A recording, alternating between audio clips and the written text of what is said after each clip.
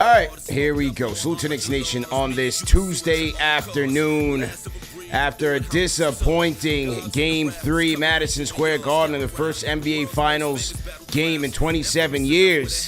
Hey, the Spurs had other ideas. Put the brooms away and lock in for a series. We're going to debrief Game 3. CP the franchise here. My man Justin Morelli from the Shot Clock Show. Lots to talk about. Knicks crying foul. Spurs out for revenge. And a whole lot more, man. Call us up on the KFTV Discord. And today's giveaway, we're going to give away a little piece of the action, man. We're going to give away a Knicks t-shirt, courtesy of FanDuel Sportsbook, and a commemorative Game 3 ticket that they gave out at the Garden last night. All right, so for our franchise channel members, we'll give you a little piece of home, if you will. But either way, man, salute to the franchise channel members, salute to the replay gang. Let's get right into it. All right, man. How you feel, bro? First and foremost, man. Terrible. Yeah. A little humble pie, man. That's all. And just gotta regroup. But 115 and 111. Obviously, we have a lot of themes from this one. But just give me your overall thoughts on how you felt like this game went. I'm gonna put the officiating aside for a second. Yeah, we'll separate segment on that. Let's go.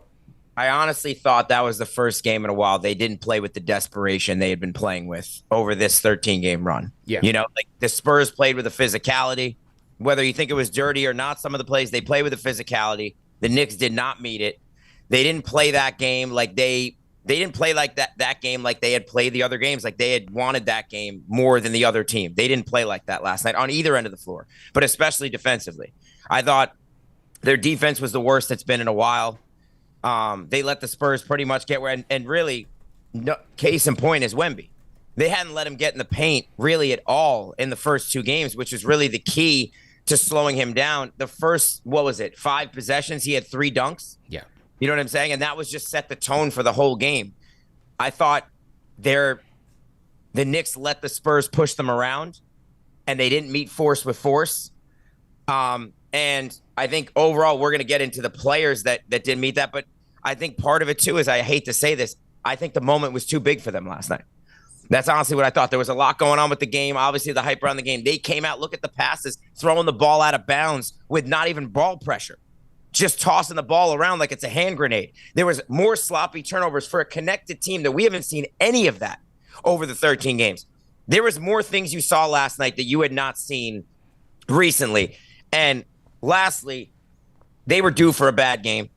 You know, you're not going to play every game. This is life. You know, like we're not perfect. Yeah. Things are going to happen. But that team looked more like the team we saw in the regular season than the team we saw during the playoffs. And I think that was the difference in the game tonight. Last night. Couldn't agree with you more. It felt they played like a regular season team last night. Yeah. And you're playing up against an elite defense. I thought they let them off the hook several times. Again, we'll speak on the officiating and all of that, but there were things that the Knicks could have and should have controlled. They did not play with the same force. They did not match the force, as you said. You start off a game throwing the ball all over the place, loosey-goosey, against a team that is playing with desperation. On top of that, what do we always talk about with the Spurs? You've got to turn them over and turn those into opportunities. You're going up against an elite defense. Their transition defense is good. Their half-court defense is great. You got to find those windows to catch them offset, off balance, and take their aggressiveness on the offensive end and turn it against them. The Knicks didn't do a good job of doing that. They lost the points over turnovers battle 21-7. So I didn't like the start in the first quarter. They've been down double digits in the first quarter in every game, right? So put the officiating aside. Every game you're down by double digits, and you're on an uphill battle against a desperate team. You can't keep leaning on that. You cannot, and I thought you saw this too from the transition standpoint. Even when they scored in transition, it was sloppy. Like I remember a specific OG 3 where they almost threw the ball away. He happened to just catch it, was wide open, and hit a 3. They were too sped up.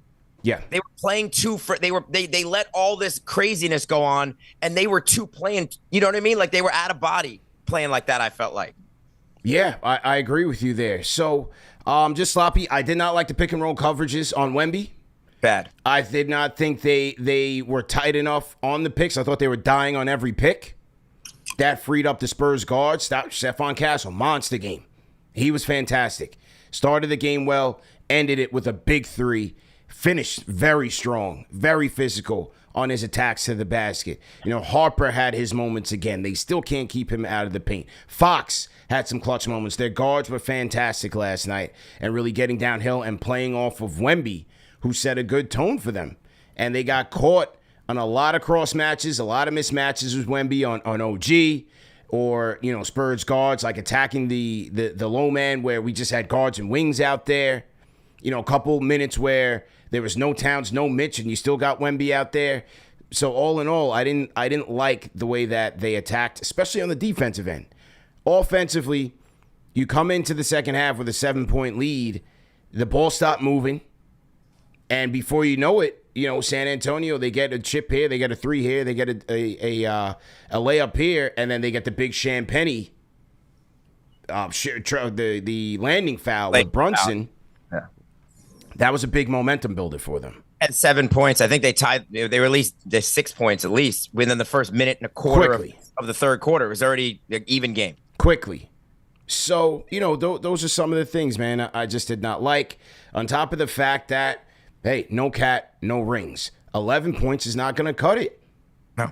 And it's on them to get it. It's the same thing, that chicken or the egg. We can argue that all day. They got to get him the ball in position, and he's got to make that position. He's got to fight for that position and be aggressive. He looked timid. I thought both him and Bridges. We talked about them all playoffs. They've been really the key to the Knicks' 13-game winning streak, if we're being honest. They've been the two MVPs of the team, right? The three guys really who had been playing the best in this series, him, Towns, and Shamet, all had a bad game. Terrible. And I think more so that confused me from a Towns and Bridges standpoint. They had zero aggression, like you said. Neither of them barely even looked at the basket in that game. Towns did not take the ball to the basket until Cornette was in the game, which in the first two games, he had zero issue if Wemby was guarding him. He said, I'm going right at this moment. You know what I'm saying? Like, I'm going to take him right to the rim. Like, last night, I felt like he played timid from the start, and Bridges too, but Bridges got in foul trouble, so I maybe that threw off his equilibrium a little bit. I think that threw him off. Did. But again, those Bridges fouls, they were sloppy. They were lazy. Sloppy. And I thought that was his first bad defensive game, in my opinion. Even when he wasn't playing well on offense early in the playoffs, he still was playing well on defense. I didn't think he played well on either side of the ball last night. And from the standpoint of those two guys, it's just like that. I think with San Antonio especially, you can't play ISO ball against this team. They have too many very physical, very just well-rounded on-ball defenders, and especially the way these refs have been calling this series, they have been letting them play physical. You cannot play ISO ball. The Knicks played way too much ISO ball, and the two guys that affects the most is Towns and Bridges. Those guys have really ascended since they've been this ball movement. Towns is the hub, different type of style offense. Those two guys have ascended with that. Well, we went back to more of an ISO last night, and I think you saw those guys revert back to the players we saw early in the season that we were like, like Bridges, bad trade, Towns, should we move them? That's where you saw that those players revert back. And the question is going to be, you're allowed to have a bad game. We know that. How are you going to respond in game 4? Because you can't make it 2 in a row. Yeah. Right? You're allowed to have they had an off night. Those guys had an off night. It's going to be how you respond in game 4. And I thought from the offense, lack of ball movement, aside from that stretch in the second quarter when they played really well, the two parts of the game, the beginning of the game and the beginning of the third quarter, they came out of the locker room both times, sloppy, poor defense, poor execution. And that set the tone. Yeah. Here is the captain, Jalen Brunson, on 2 sound bites on Brunson. One on how he's played throughout the series so far and his takeaway from game 3. Here's his thoughts on how he played in the series so far. How do you feel like you've played in these finals, and what do you feel like you need to do better? Most importantly, not turn the ball over. Give my team an opportunity. That's fine. Kind of in the middle. I've played better, but I've played worse. How do you feel like you've played in these finals? All right, so that was Cap on how he's played so far, and he talked about it, man, not turning the ball over. And here's what he talked about in terms of last night's loss. When you got home last night, did it feel like that's a loss and that sucked, or did it feel like it's a first loss in 46 days and that felt it sort of was bad in a different way? And what did you feel when you sort of at the end of the night when you had a minute to take it all in? Yeah, I think most importantly, saying this last night, win or lose, we're going to be here today to understand what we need to do to be better. And that's their mindset regardless. And win, we learn. Lose, we learn. And we understand what we have to do to be better, giving our team, giving our chance to have the ball, not turn it over, stop fouling. And like I said, just attention to detail and continue to be who we are. Boy, I don't know what the hell kind of question that was by Rachel Nichols. That was a tongue twister. Like, what the hell? What the hell? I said. Can we work on the credentials here for people, man, to ask a proper question? What the hell kind of question was that? But anyway, 5 turnovers by the captain. You talked about it got too isolation heavy. There was one sequence in the third quarter. He's dribbling the air out the ball. It ends in a turnover. And, like, you just can't have that, man. And Richard Jefferson said it on the telecast. They're waiting too long, 8 seconds into the shot clock to make a move. That is kind of his Achilles heel, is Jalen. Like, you got to make the quicker decisions, man. Ishra, get off the pot. Wasn't good processing last night. No, and I think also from that standpoint, I blame the other guys, too. Like, they didn't seem like they wanted the ball last night. Yeah, like, OG did. OG did. OG did. Yes, OG was the only one who really had a great all-around game. He was terrific all game. Let's say that first. But and Jordan played decently off the bench when he first came in the first couple times until the fourth quarter. Clarkson.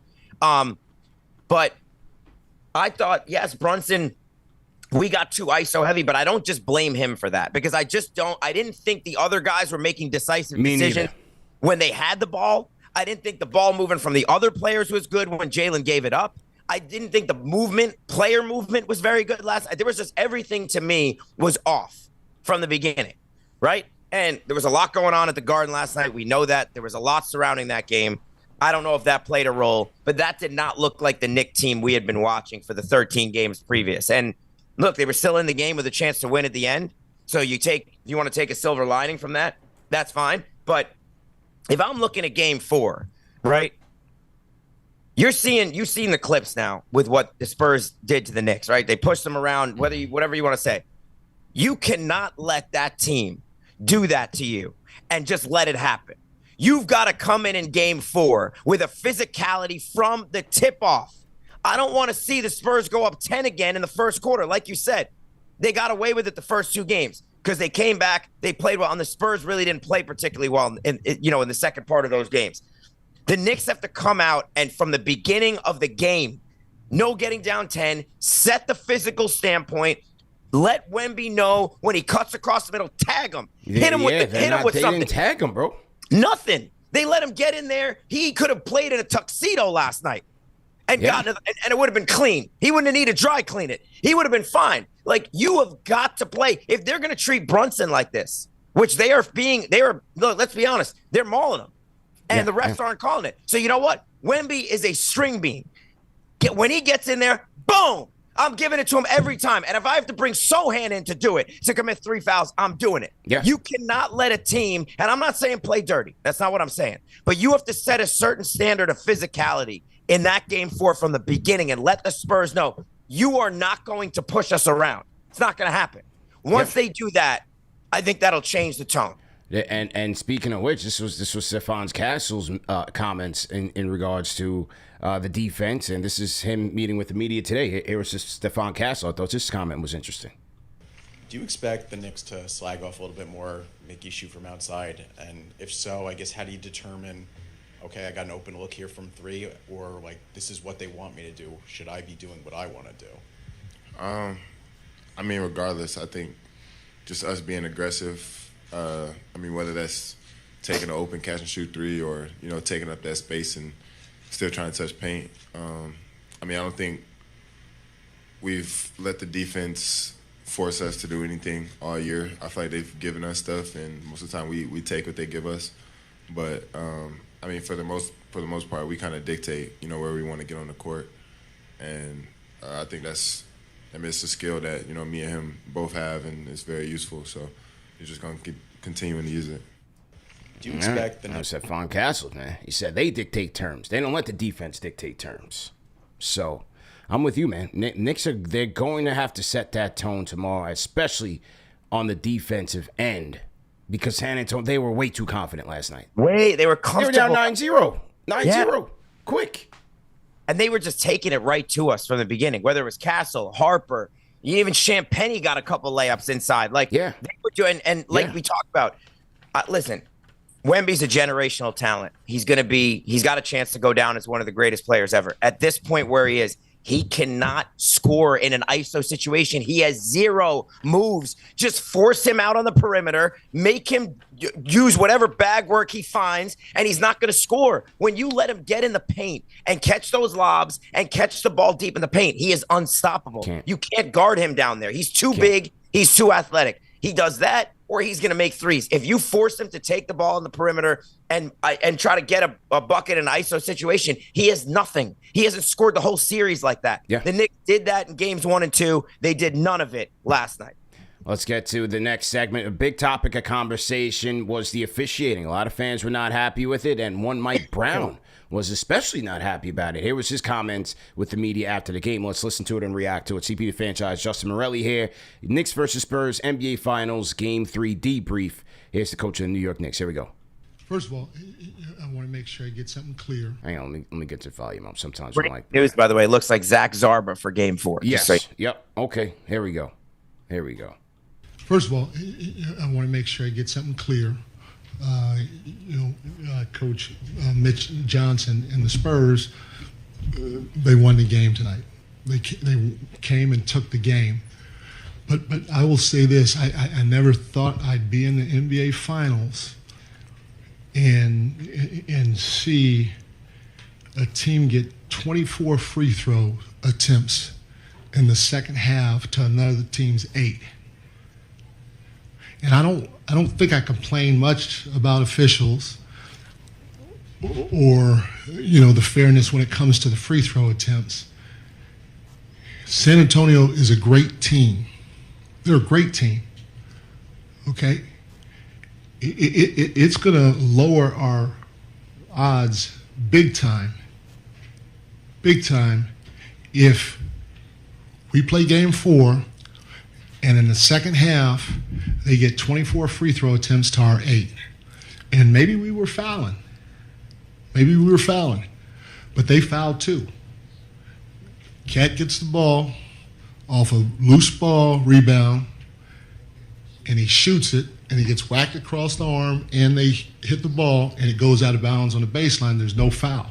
There were opportunities for fouls to be called to at least try to even the free throws out. Now, we didn't play good. San Antonio played great. We could have played better. There were a lot of things that we didn't do that we did in Game 1 and Game 2.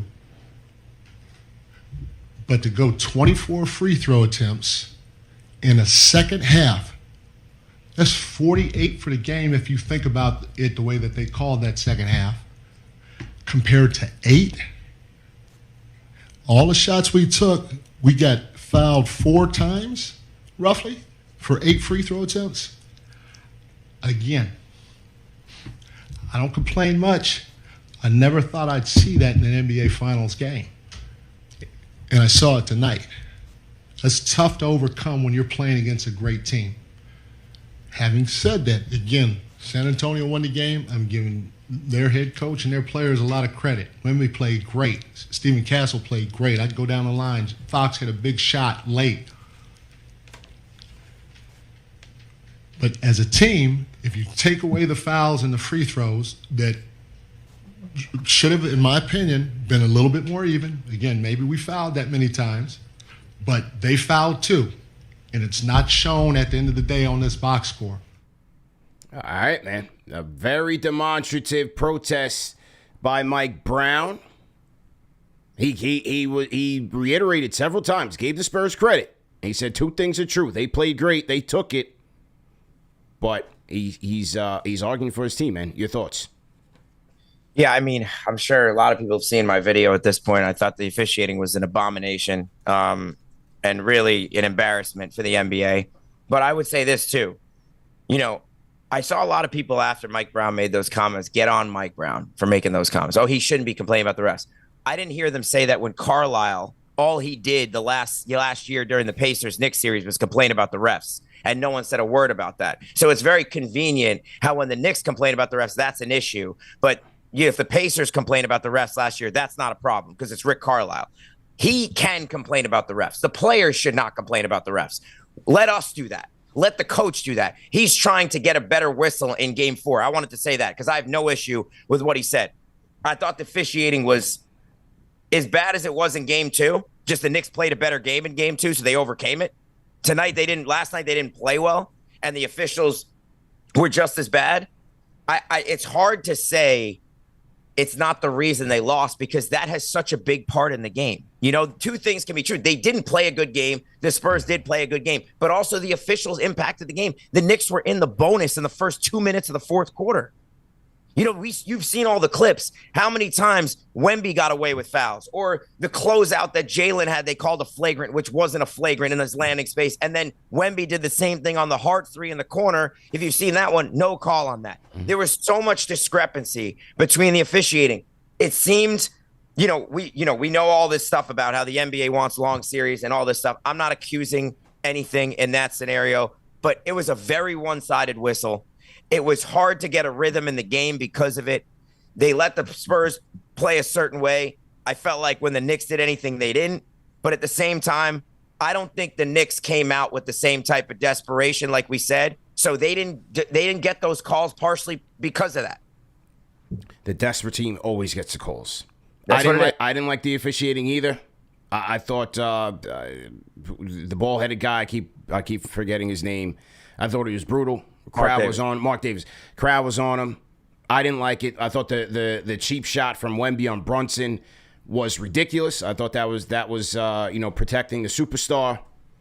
But Brunson's at home.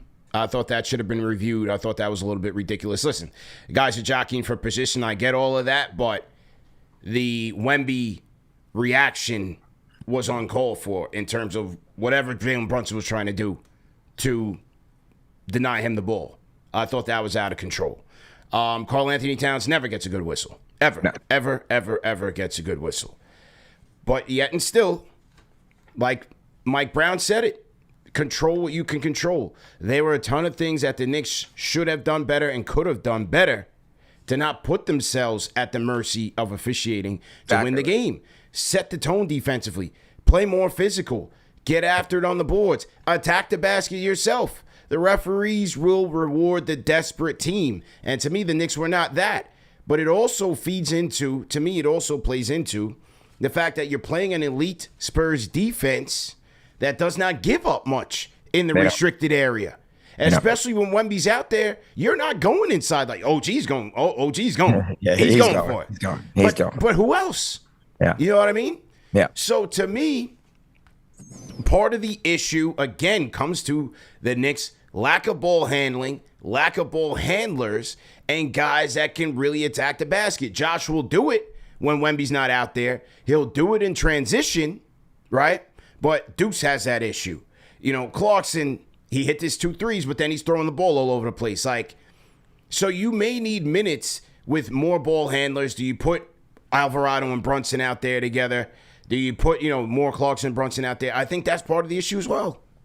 I agree. And I think, too, it's like we, as fans, as, content creators and everything, I think we could look at it like that was a poorly officiated game. But champions overcome a bad whistle. Like, I always believe that. As a player, if you're in the game, you have to say the Knicks still had a chance to win with all the bad officiating. If they don't throw the ball out of bounds without even a Spur breathing on them at the time, that's 4 or 5 more possessions they would have had to win the game. If they on a few plays met the Spurs force with force and don't just allow Wemby to walk himself into the paint, that's another 5, 6, 7 possessions. So there were so many opportunities for them in that game to make plays, to change the tide regardless of the officiating. So, yeah, the officiating played a role in the game, but that's one thing about this Knicks team at times. they'll let the officiating get to them too much to where it takes them out of the game instead of just being like, all right, it's a bad whistle tonight. Okay, we have to expect that. First of all, we're up 2-0. You know the NBA in subconsciously, they want this series to go on. I'm sure they do. And if you're the Knicks team, you got to say, okay, everything's going to be against us tonight. We got to go out there and overcome it, and we got to play our game. I didn't think they played their game. They played soft. I hate to say that, but that's just a fact. They played soft. And like you said, the only guy who seemed to want that last night was OG. No one else took it in to Wemby or wanted any part of shooting in that area. Let's talk about the vibes. There's a lot of discussion about the vibes yesterday and this, that, and the third. So let me play this soundbite from Big Perk, Kendrick Perkins, the former mayor of Knicks Nation. And I want to play another one, and I want to get your reaction. Here was Big Perk on First Take today. First of all, what environment? What? What environment? True. That environment, listen, outside the arena, it was fired up. Leading into the game around the city. But I didn't see way more hostile environments than what I witnessed last night. Mm-hmm. When you talk about me participating in the NBA Finals, when you talk about playing for the Boston Celtics, at times when the crowd gets so fired up, I get goosebumps. That energy in that arena was over. The thing I was expecting, I came out of the reaction, it was overrated. All right, so Big Perk says it was overrated. Now, there was a big moment in this game, and when they came out, and I don't know if you were at your seats at this point, but this was the soundbite from when they came out the tunnel in the warm-ups. Oh,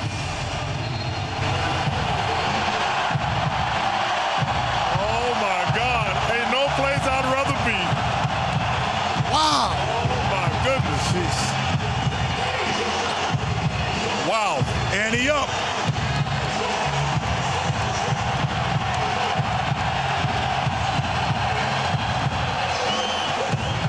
I'm telling you something, boys and girls, sports, there is nothing like it. I'm not going to lie, I got goosebumps. Bro, it was thundering in there when they came out for the warm-ups. Shaking in there.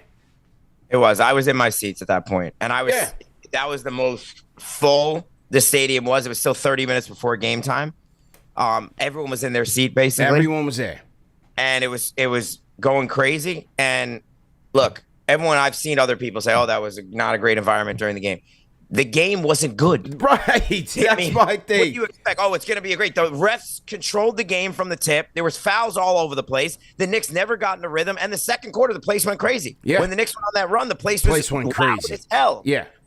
They didn't. The Knicks, you saw the man in the box fall asleep during the game. Well, it was a snooze fest of a game in the second half. Yeah. The Knicks did nothing on offense. Their defense was bad.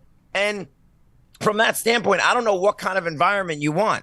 You know what I mean? The Knicks fans were waiting for there to be a run in the second half. The Knicks never gave it to them. Yeah. They scored like 35 points in the second half. You know what I mean?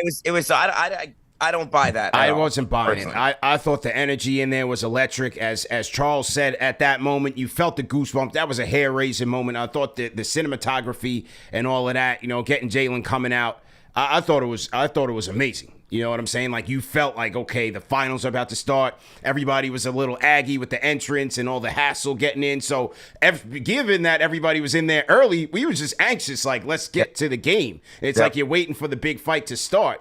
So, it was there. But as I said on Twitter, the Knicks didn't give the fans any reason. They're like, oh, man, people just have this, like, unrealistic vision that, like, everybody has to just be, gladiator days going crazy. Like, you have to get up. You have to be given something to get up for. Sometimes, most of the time. And I think as the game, especially the fourth quarter, wore on, I think we realistically saw that, like, they weren't getting it. Yeah. They just weren't getting it. I think that's what people don't understand, too, sometimes, who aren't from New York. The New York fan is a very intelligent fan. They know what's going on in the game. They don't just cheer when they don't feel it. Right. You know what I'm saying? Like, other fan bases will just cheer like, yo, we're down 10, we're going to. No, the Knicks fans know when their team's playing well. They know when the game is looking like it's not. And there's a nervous energy when the game is looking. Hey, my brother turned to me third quarter, I think they went down by like 4. He's like, I don't like this game. I don't like where this game is going right now. You could see. You could feel it. You could feel it. So the Knicks fan is not the type of fan that is going to just get up and start. They don't do that. The team needs to give them a reason to say, okay, they're stepping up now. Right. All right, let me step up. Right? If you're going to put me to sleep, then what do you expect? You're going to play like it's the regular season. We're going to give you the regular season version of the fans. Yeah. That's just what there is to it. And it's not intentional. It's not that we want to do that. It's just you got to get us there. Look, I have no voice. So obviously, what do you think I was doing in there? Right, I mean, I can't even speak. You know what I mean? Exactly. So what do you think? I'm sitting on my hands in there, but you got to give me something. You got to give them something. I know people are saying it's the ticket prices, the real fans not in there. Well, most of the fans in there were season ticket holders. So those are real fans in my estimation. And then look, the prices are high. I totally get it. The energy was still there. Now, if you want to get on the fact that because several people, my wife included, were like, the people on the court itself, it was like, Michael Bloomberg, DJ Khaled, like the real, front runner, casual of the casual, they're not getting so hyped for that moment. But I thought the rest of the Garden would have gotten into it. To me, you get the stops, you turn that into offense. That is the quickest way to get the Garden, the roof blown off. Defense to offense. Set the tone in game 4. You won't have to worry about it. They didn't hit any momentum swinging baskets, really. Every time you thought they were going to hit 3, they just couldn't make the basket they needed to make. I don't think that was an accurate statement. I think it was similar to Cleveland game 1 in some ways. Yeah. And the Knicks never got their run. In that game, obviously they were down by a lot more, but the crowd was quiet for the most in that game too. At this point, here's the thing people have to realize too. Now the Knicks are expected to win this championship. Yeah. They were up 2-0 in the series. There's a whole different pressure. And I thought they felt that pressure in game 3 last night. Because games 1 and 2, hey, this is a toss-up series. Everyone picked the Spurs even, right? So you're going in. There's not the type of pressure. Now you won the first 2 games on the road. Now people are talking sweep. People are talking parade on Friday. There's a different level of pressure on the players. And trust me, the fans feel that. There's a nervousness. Hey, it's almost like, and I'm sure everyone listening to this and Knicks fans can relate, it's almost been too easy to this point as a Knicks fan. It can't be this easy, right? They had a scare with the Mitch injury, and he's even playing. So we're like, we win the first 2 games on the road. We can't just sail into the float on Friday. There's no way as a Knicks fan that was going to happen. So there's a nervous energy at the beginning of that game last night where you're like, is this really going to happen? And then you're waiting for the other shoe to drop. And the team kind of gave you that performance last night. So I like you said, I thought the crowd was ready to explode. You saw some of that in the second quarter. They weren't given a reason for that. And game 4, I think they'll be ready to go. And I think you'll see a Knicks team based on what we've seen in these playoffs. I think you're going to see what were their game 4s this year in the playoffs? Atlanta, right? Yep. Game 4 Atlanta, that was the first game of this whole run. Yep. Game 4 Philly, where they won by 30. Game 4 Cleveland, which you were there. Now we have game 4 San Antonio. And if the different type of desperation, this is more similar to Atlanta game 4 desperation when they were down 2-1. This is up 2-1, but they know they don't have home court. They don't want to go back to San Antonio 2-2. You want to put this series, because if you win this game 4, this is not a series until San Antonio wins game 4. Yeah. If San Antonio loses game 4, then what they did last night, it doesn't really mean a whole lot. So the Knicks got to go put your foot on their neck in game 4, and they know that. I think you're going to see a desperate team. I think you're going to see a team come out like a pack of hyenas, like they've been playing so far in these playoffs, and the crowd will respond. So everyone listening, don't give up on the crowd. That was a weird night for a lot of reasons. The crowd was ready. The Knicks didn't give them anything. Wait till game 4. They'll be ready again. There it is, man. Well, we know you got to run. I'll catch up with you tomorrow. But good show, my guy. Hang in there, man. Save that voice, man. Get some rest. Yeah. All right. Get me some lozenges. You know what? That's what we're doing today. That's it. All right. All right, man. Stay up, bro. Appreciate you, CP. All right. Justin Morelli of The Shot Clock. Hit the like button, hit the share button, subscribe to the channel. What did you guys think about the whole crowd situation? I was in the building last night. I thought it was electric. I thought the crowd was good. You got to give them something. You got to fight. The Knicks fan wants to see fight. They didn't do it. The Spurs had that fight. Stephon Castle had that fight. Knicks didn't have that fight, man. So what do you want the crowd to do? And it was already a long day, man. When you're herding the people into Madison Square Garden, they got to be there an hour or 2 hours early. Then you're expending energy trying to root the team on. It all catches up with you, man. I'm a man of a certain age. by a certain amount of time. I'm giving it all I got here. But as you can hear by my voice, ultimately it catches up with you. So to everybody in the chat, we're going to do our giveaway right about now. So make sure everybody, you hang tight. The giveaway, as usual, is for franchise channel members. So if you are not a franchise channel member, you should consider joining and supporting the show, man. But we salute our franchise channel members for supporting the wave. They said I should have suited up. Let's go. Okay, we got a Spurs fan crashing out in the chat. All right, well, as long as he's feeding the algorithm, he can stay, man. It's all right, man. The kid's bored. He's not in school. It's okay. So we got a Spurs fan crashing out in the chat. Keep typing, sir. Just keep feeding the algorithm, and that helps us. We thank you for your support. Okay. All right. As we said, we're going to get the giveaway going. Knicks t-shirt, courtesy of FanDuel Sportsbook, and the Game 3 commemorative ticket. All right? We give you guys a little bit of piece of the action, so that's that. Okay. All right, here we go.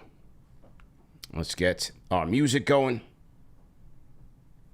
and we'll get the trivia going. Okay. Am I nervous? No, man. JD, salute, man. We not nervous over here, bro.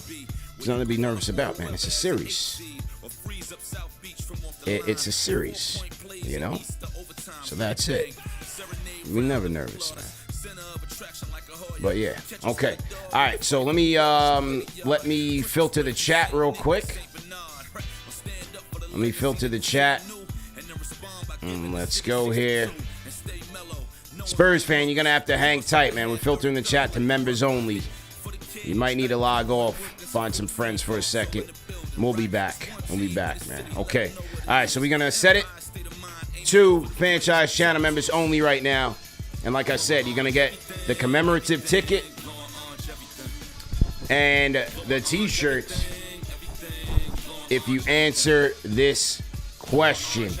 The Knicks and the Spurs last made a trade back in 2005, February 24th, 2005, where the Knicks traded Nazr Mohammed and Jamison Brewer, and give me the Spurs, the roster player who they got in return. Who did the Knicks trade Nazr Mohammed and Jamison Brewer for? They traded for a Spurs roster player and 2 picks. Give me the Spurs roster player who the Knicks traded for. Throw it in the chat.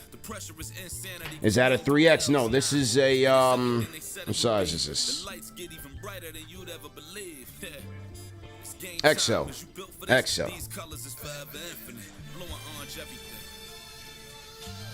Okay. All right, let's see the winner, man. Let's go into the logs and see who the winner is. Salute to everybody in the chat, man. Great show tonight. Let's go into the logs and see who won this now. Okay, according to the logs, the winner is... Shout out to him. By any means, 007. Congratulations. Yes, the answer is Malik Rose. By any means, 007. Email us, kftvmedia@gmail.com with proof of your YouTube name and your address. And we will send you the we'll send you the merch. Okay? All right, there you go. Everybody in the chat, congratulate by any means necessary. Once again, like, share, and subscribe.